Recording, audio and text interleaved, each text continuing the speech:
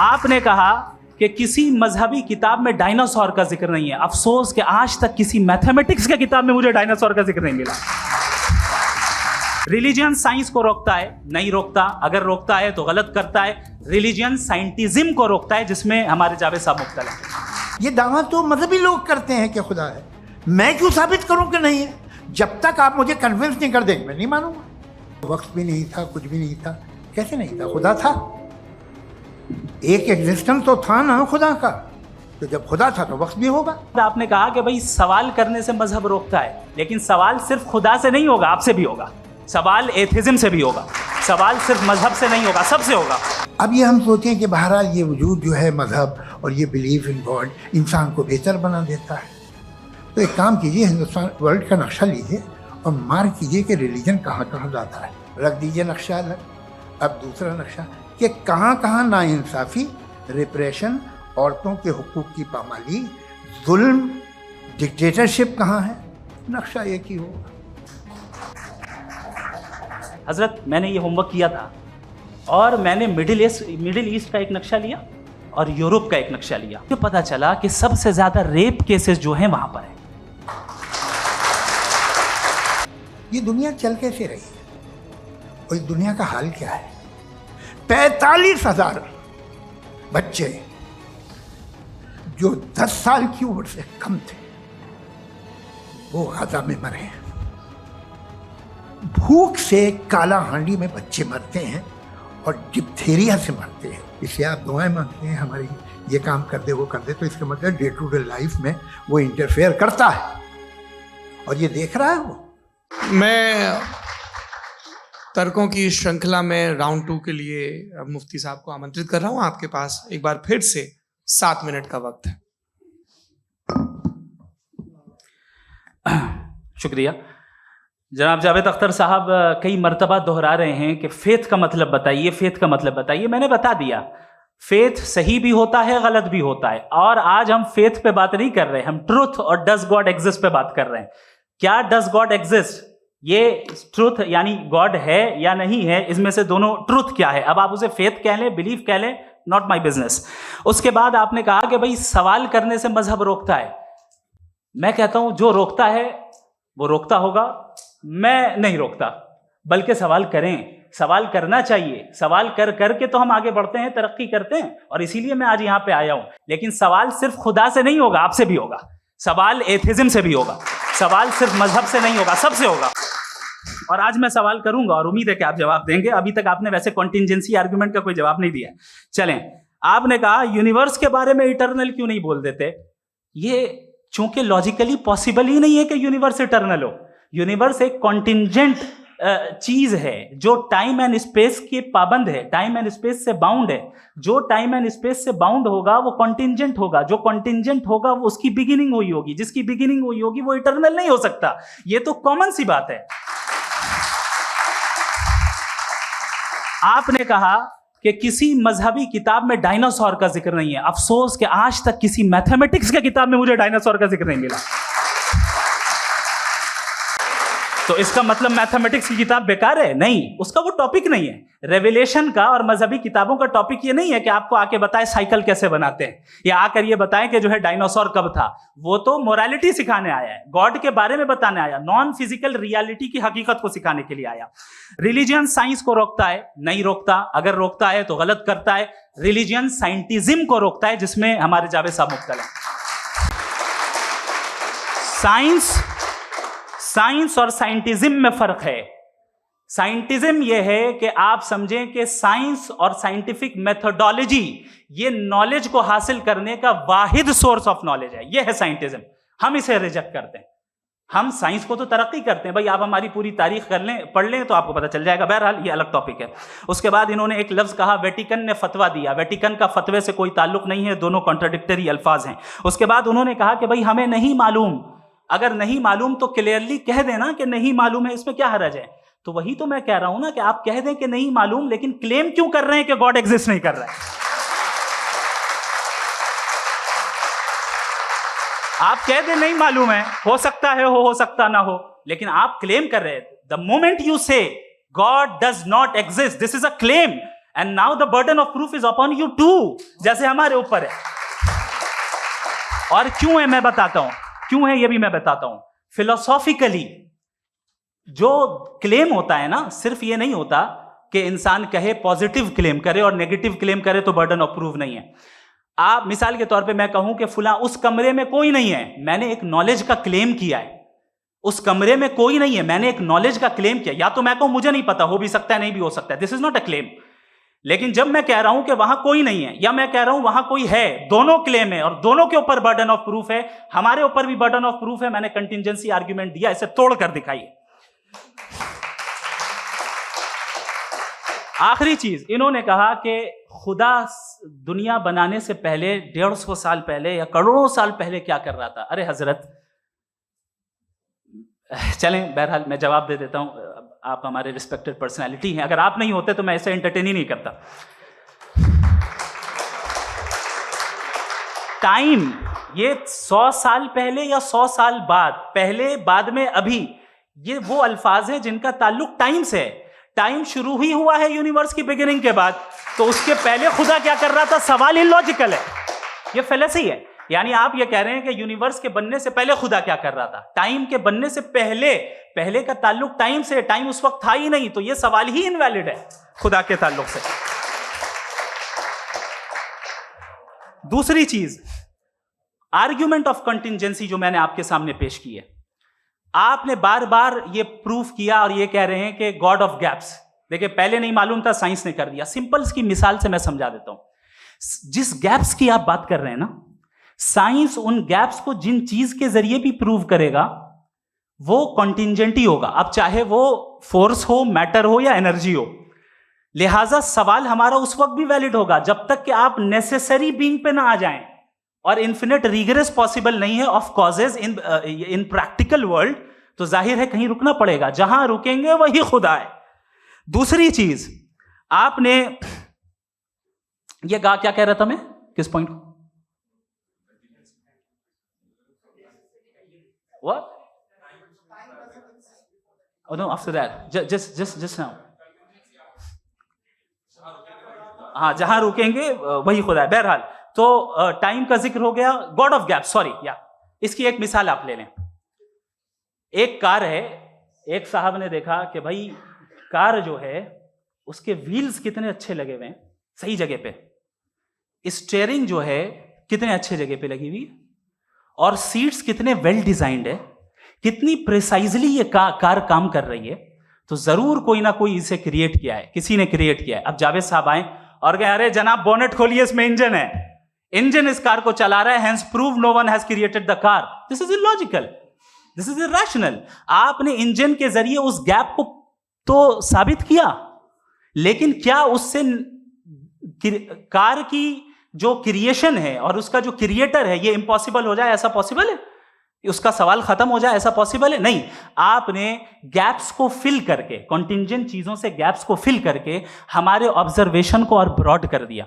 अब हमें और पता चल गया कि ये जो कार है इसका सिस्टम कितना ज्यादा कॉम्प्लेक्स है। पहले कम समझते थे, अब कॉम्प्लेक्सिटी और ज्यादा वाजे हो गई। अब हमें समझ में आ रहा है कि हमारी सर्टेनिटी और बढ़ गई कि जरूर इस कार को किसी ना किसी ने बनाया। यही मामला यूनिवर्स का है। साइंस हमेशा फिजिकल वर्ल्ड की चीजों को ही फिल करती जाएगी और फिजिकल चीजों से ही करती जाएगी, क्योंकि एम्पिरिकल एविडेंस का ताल्लुक फिजिकल वर्ल्ड से है।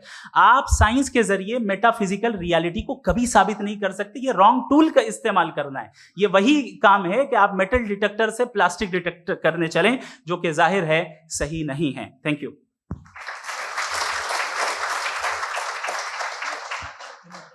जी, ये आर्ग्यूमेंट का राउंड 2 है। हाँ। 7 मिनट है। पहले तो मैं आपसे अर्ज करूं कि आपने कहा कि जब कायनात ही नहीं थी तो वक्त भी नहीं था, कुछ भी नहीं था। कैसे नहीं था? खुदा था, एक एग्जिस्टेंस तो था ना खुदा का। तो जब खुदा था तो वक्त भी होगा। ऐसा नहीं है कि कुछ भी नहीं था, खुदा था। अच्छा, बाकी एक आपने कहा साहब आप साबित कीजिए, आपके पास भी लॉजिक है, मेरे पास भी लॉजिक है। आपका मेरा जिम्मेदारी नहीं है साबित करना कि खुदा है। बर्टन रसल ने बड़ी अच्छी बात कही। बर्टन रसल ने बड़ी अच्छी बात कही। मैं आपसे अगर ये दावा करूं कि एक चाय की केतली मरीख के चारों तरफ घूम रही है, मार्स के चारों तरफ, तो यह आपका काम नहीं है कि आप साबित करें कि कोई चाय की केतली नहीं है। ये मेरा काम है, मैंने दावा किया है। ये दावा तो मजहबी लोग करते हैं कि खुदा है, मैं क्यों साबित करूं कि नहीं है? जब तक आप मुझे कन्विंस नहीं कर देंगे मैं नहीं मानूंगा। आपकी जिम्मेदारी है, मेरी जिम्मेदारी नहीं है। दोयम ये कि ये जो आप कह रहे हैं जो गैप्स हैं, ये गैप जब जब किसी मजहब को चैलेंज करते हैं, जब ऐसा कोई बात आती है तो हंगामा हो जाता है कि जब वो चैलेंज करें किसी फेथ को। ये तमाम साइंस जो है इसे मुख्तलिफ जगहों पे मुख्तलिफ वक्तों में मजहब ने रोकने की कोशिश की है। ये किताब है रिलीजन एंड साइंस बर्टरांड रसल की, पढ़िएगा, अच्छी लगेगी आपको। तारीख ही है साइंस, मजहब की साइंस से उसका यही रिश्ता है। अच्छा, अब ये हम सोचें कि बहरहाल ये वजूद जो है मजहब और ये बिलीव इन गॉड इंसान को बेहतर बना देता है, तो एक काम कीजिए, हिंदुस्तान वर्ल्ड का नक्शा लीजिए और मार्क कीजिए कि रिलीजन कहाँ कहाँ ज़्यादा है, कहाँ कहाँ, चाहे वो लैटिन अमेरिका हो या मिडल ईस्ट हो या फार ईस्ट हो या हिंदुस्तान के वो इलाके जहाँ मजहबियत ज़्यादा है। रख दीजिए नक्शा अलग। अब दूसरा नक्शा कि कहाँ कहाँ नाइंसाफ़ी, रिप्रेशन, औरतों के हुकूक की पामाली, जुल्म, डिक्टेटरशिप कहाँ है, नक्शा एक ही होगा। तो आप मुझे बताएं कि जो इसका तरकीब इस्तेमाल क्या है, खुदा का तरकीब इस्तेमाल तो बताइए। आप छोटी सी दवा सड़क पे बेचते हैं, उसकी भी तरकीब इस्तेमाल बताते हैं। इसके इस्तेमाल से तो फायदे नहीं हुआ किसी को। जो सारे के सारे खराब मुल्क हैं, खराब समाज है, वो सारे जुल्म खुदा के नाम पे करते हैं। वो गलत करते हैं, सही करते हैं, मुझे क्या लेना देना उससे। इस्तेमाल से मालूम होता ना। एक विस्की की बोतल कभी शायद देखी हो आपने, लाल रंग की होती है, उस पर रोशनी और छिपड़ी इंतहाई खूबसूरत लगती है, क्या बिगाड़ रही है किसी का? उसका इस्तेमाल गलत है, इसलिए आप उसे नापसंद करते हैं। इसका इस्तेमाल गलत है, इस तसव्वुर का इस्तेमाल ही गलत है और हमेशा से गलत हुआ है। आप देख लीजिए, इंसानी तारीख देख लीजिए, आज देख लीजिए, हिंदुस्तान देखिए, दुनिया देख लीजिए क्या हो रहा है। इसे कैसे इस्तेमाल कर रहे हैं फेथ वाले लोग? क्या फेयर हैं, जस्ट हैं, जो अपने खुदाओं पे यकीन रखते हैं? वो किस तरह के लोग? वो लोगों को इंसाफ देते हैं, वो बेहतर इंसान बने। तो इस दवा का फ़ायदा क्या है? चलो बहुत फ़ायदा हो रहा तो मैं इस्तेमाल कर लूँगा, मगर मुझे तो इस दवा का कोई फ़ायदा दिखता ही नहीं। मुझे तो ऐसा लगता, मैं एक और बात बताऊँ, अगर कोई आदमी मजहबी है और अच्छा आदमी है तो मैं उसकी बहुत इज्जत करता हूँ, इसलिए कि मेरा ख्याल है मजहबी आदमी का अच्छा होना मुझसे अच्छा होने से ज़्यादा मुश्किल है। भाई हर चीज़ की एक लिमिट है। आप इतना भाग सकते हैं, इतना नहीं भाग सकते, इतना वजन उठा सकते, इतना नहीं उठा सकते, इतना दूर देख सकते हैं, इतना दूर नहीं देख सकते। उसी तरह कॉमन सेंस कहता है कि आप में नेकी का भी एक कोटा होगा। अब आप अगर सुबह जाते हैं अपनी इबादत गाह और इबादत करते हैं, तो बाहर निकलते हैं तो आप तो यही महसूस करते हैं कि आपने एक बहुत अच्छा काम किया, आपकी नेकी का एक बहुत बड़ा कोटा खर्च हो गया जिससे किसी का कोई फायदा नहीं। मैं तो नहीं जाता हूँ तो मुझे तो किसी को खाना खिलाना पड़ेगा, किसी बेवा की मदद करनी पड़ेगी। मैं अपना कोटा कैसे कंज्यूम करूँ? आप अपना कोटा, सारे मजहबी लोग इंतहाई यूजलेस कामों में यूज करते हैं। उसके बाद भी अगर आप में बच्ची है थोड़ी सी शराफत, तो भाई वाह क्या बात।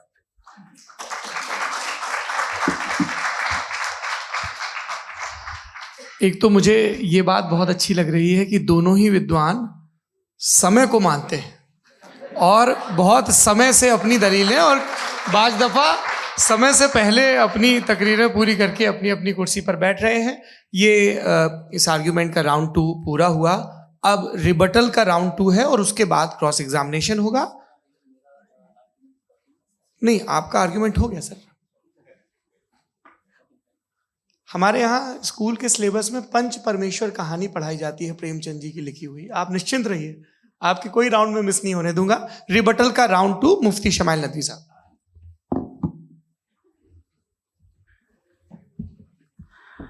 असल में जो हकीकी प्रॉब्लम है, असल प्रॉब्लम है, वो ये है कि जावेद साहब के पास कॉन्सेप्ट ऑफ गॉड क्लियर नहीं है। इन्होंने कहा कि कायनात से पहले खुदा तो था, तब भी तो टाइम होगा। ये टाइम कायनात का हिस्सा है। हम खुदा, उस खुदा को मानते हैं, नेसेसरी बीइंग का टाइमलेस होना जरूरी है, चूंकि वो टाइम का क्रिएटर है। जब उसने टाइम को क्रिएट किया तो वो खुद टाइम पे कैसे होगा? उसने जब स्पेस को क्रिएट किया तो खुद स्पेस में कैसे होगा? अगर वो टाइम एंड स्पेस को पहले से ही उसका पाबंद है तो फिर किस चीज को उसने क्रिएट किया? लिहाजा ये सवाल गलत है कि खुदा था तो टाइम होगा। बिल्कुल नहीं, टाइम के पाबंद हम है, खुदा नहीं है। हम फिजिकल वर्ल्ड से ताल्लुक रखते हैं, वो मेटाफिजिकल रियलिटी है। दूसरी चीज इन्होंने मिसाल दी कि चाय की केतली हवा में घूम रही होगी, और पता नहीं शायद वो बर्टन रसल का उन्होंने हवाला दिया। बहरहाल यही प्रॉब्लम है। प्रॉब्लम यही है कि हम चीजों के दरमियान डिफरेंशिएट नहीं कर पाते। ये जो आपने मिसाल दी ये इमेजिनेशन है, और मैं जो साबित कर रहा हूं वो लॉजिकल नेसेसिटी है। आप इमेजिन करने आए तो कुछ भी करें, जुपिटर में पिंक एलिफेंट होगा, यूनिकॉर्न होगा, करें, उससे कायनात पे क्या फर्क पड़ता है? उससे आप लॉजिकल नेसेसिटी साबित नहीं कर सकते। मैं तो उस प्राइम कॉज की बात कर रहा हूं, उस नेसेसरी बीइंग की बात कर रहा हूं जिसके बगैर इस कायनात का एग्जिस्टेंस मुमकिन नहीं है। दूसरी चीज, मजहब को साइंस चैलेंज करती है वगैरह वगैरह, ये हमारा टॉपिक ही नहीं है। मैं इस पे बात करूंगा तो फिर मेरा वक्त चला जाएगा। मजहब के ऊपर चूंकि हमारी डिस्कशन नहीं है, साइंस को मजहब और बिलखुसूस मैं और हमारा वर्ल्ड व्यू कम अज कम साइंस को पीछे नहीं करता है, साइंटिज्म की मजम्मत करता है। इसकी वजाहत मैंने पहले कर दी।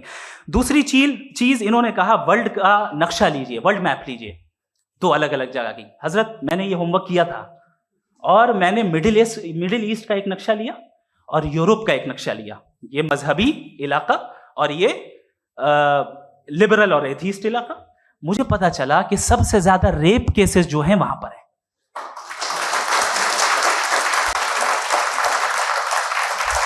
मुझे ये पता चला यूएन की रिपोर्ट के मुताबिक, मैं ये अपने घर से नहीं लेके आ रहा, कि जो वर्किंग वुमेन है यूरोपियन कंट्रीज में, उसमें 81% वुमेन सेक्सुअल हैरेसमेंट का वर्क में शुमार हो रही है। ये मिडिल ईस्ट में नहीं हो रहा है, वो मजहबी लोग हैं इसलिए नहीं हो रहा है। दूसरी चीज, आपने ये कहा कि मजहबी आदमी का अच्छा होना हमारे अच्छे होने से बहुत मुश्किल है, बहुत मुश्किल है। तो इसका मतलब यह है कि गॉड के अलावा आपके पास अच्छे और बुरे का कोई स्टैंडर्ड है। मैं चाहूंगा कि कन्वर्सेशनल स्टाइल वाले डिस्कशन और सेगमेंट पे इसी पे बात कर लेते हैं। Thank you very much.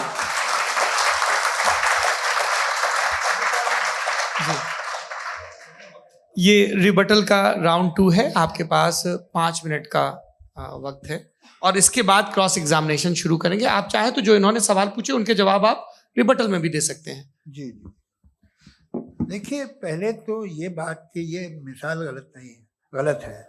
इन्होंने पहले ही हमको डिसार्म कर दिया।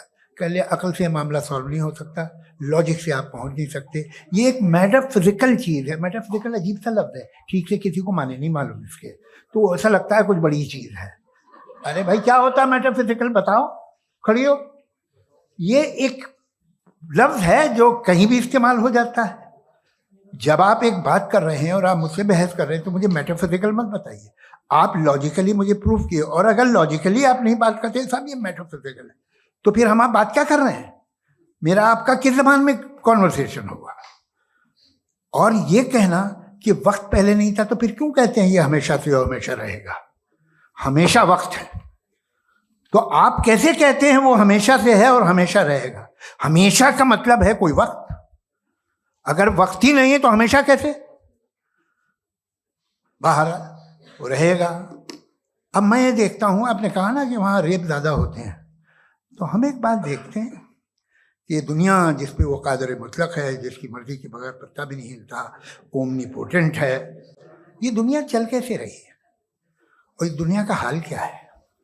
45,000 बच्चे जो 10 साल की उम्र से कम थे वो गाजा में मरे।